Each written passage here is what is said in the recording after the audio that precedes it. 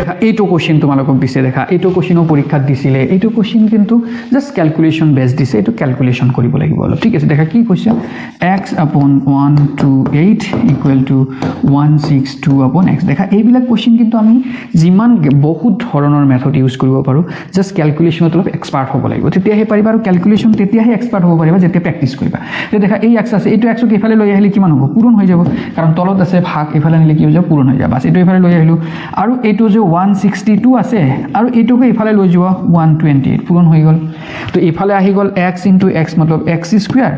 এতিয়া এইটো ইনটু এইটো এতিয়া তোমালোকে এটা কাম কৰা এই যে 168 আছে নহয় বা 162 আছে নহয় ইয়াক তোমালোকে ভাগ কৰি দিয়া দেখা 162 যদি আমি 2 দি ভাগ কৰি দিও কিমান হ'ব কোৱাচোন 81 হ'ব কাৰণ 81 * 2 मतलब 162 এতিয়া আমি ইয়াক জাস্ট সিম্পলিফাই কৰিম এনেকৈ ভাগ কৰি দিম এনেকৈ পূৰণ কৰি দিম যে 162 मतलब 2 * 90 81 আমি কিও লিখিছো অলপ পিছতে গম পাই যাবা এতিয়া তুমি দেখা সিমিলাৰলি এইটোকো তুমি যদি ভাগ কৰি দিয়া কি দি ভাগ কৰি দিবা কোৱাচোন এটোক যদি আমি সিমিলাৰলি 2 দি ভাগ কৰি দিও যায়নে দেখা 1 টোক আমি 2 দি ভাগ কৰি দিছো কিমান হ'ব 64 হ'ব তাৰ মানে ইয়াৰ ভ্যালুটো কিমান হ'ব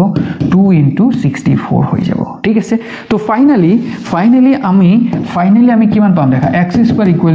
√of আমি কিমান পাই যাম এটো 2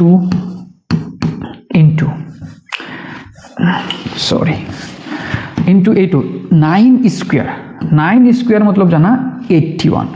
এইটো মই বনাবো কাৰণে হে কৰিলে এইটো 2 into 64 मतलब কোৱাচোন 64 मतलब কিমান 8² বাস এই বস্তুটোৰ কাৰণে মই জাস্ট কৈছো দেখা স্কয়াৰ আহিছে আৰু স্কয়ার √ওভার ক্যান্সেল হৈ যায় এটো আমি সদায় জানো সবে বাস তো ইয়াৰ পৰা আমি কি পাম দেখা ইয়াতে √2 থাকি যাব কিন্তু এই 9 টো কি হল স্কয়ার ক্যান্সেল হৈ কিনি অকল 9 আহি গল এইটো দেখা √2 আহি যাব কিন্তু এই 8 টো কি হৈ গল স্কয়ার ক্যান্সেল হৈ স্কয়াৰৰ বাহিৰত আহি গল কিমান হৈ গল 8 হৈ গল ঠিক আছে বাস এতিয়া তুমি দেখা এই √2 আৰু এই √2 আকৌ দুটা পূৰণ হৈ কিনি স্কয়াৰ হৈ যাব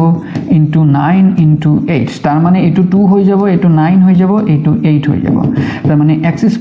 = এটো পাবা এতিয়া x² = এটো পূৰণ কৰি দিয়া 9 into 8 into 2 দেখা 9 into 2 मतलब 18 সো 18 এর লগত একো কি কৰিব লাগে 8 পূৰণ কৰিব লাগে তো পূৰণ কৰি দিয়া এটো 64 হৈ যাব 8 আৰ 6 কিমান হ'ব 14 তাৰ মানে ইয়াৰ ভ্যালু কিমান হ'ব 144 তাৰ মানে তোমালোকে নিকিও কৰিব পাৰা x² = 12² দেখা 12² मतलब 44 এতিয়া এইটো ক্যান্সেল হৈ কিনি x ৰ ভ্যালু কিমান হৈ যাব 12 হৈ যাব তাৰ মানে কোনটো অপচন কাৰেক্ট হ'ব এইটো এই অপচন কাৰেক্ট হ'ব দেখা কোশ্চেনত কিন্তু একো ডাঙৰ একো নাই জাস্ট অলপ সিম্পলিফাই কৰিব লাগে 2 দি ভাগ কৰি দিছো এইটো স্কয়াৰত পালো এইটো হৈ গল তো স্কয়াৰৰ পৰা এইটো স্কয়াৰ ৰুটৰ পৰা ক্যান্সেল হৈ গল এইটো ক্যান্সেল হৈ কিনি এইটো আহি গল এতিয়া আমি এইটো পাই গলো এতিয়া ইয়াৰ x ৰ ভ্যালুটো লাগে তো এই স্কয়াৰ আছে তো ইয়াকো স্কয়াৰ বনাই দিয়া 144 স্কয়াৰ ৰুট কৰিলে 12 হ'ব এইটো ক্যান্সেল হৈ কিনি x ৰ ভ্যালু কিমান আহি যাব 12 হৈ যাব দেখা একো বস্তু নাই ইয়াতে কিমান ডাঙৰ একো দিয়া নাই জাস্ট আমাক সিম্পলিফাই কৰিব দিছে দেখা এইটো বস্তু তোমালোকে বেলেগ ধৰণেও কৰিব পাৰা যদি ইচ্ছা কৰা বেলেগ ধৰণেও কৰিব পাৰা ইমান মই অলপ ডিটেইলছ কৰিছো কাৰণ হে তোমালোকে যদি ইচ্ছা কৰা সেম বস্তুখিনি তোমালোকে এনে কি কৰা যাৰ অলপ ক্যালকুলেশনত এক্সপার্ট আছে তো দেখা x² = কিমান আহি গল 162 into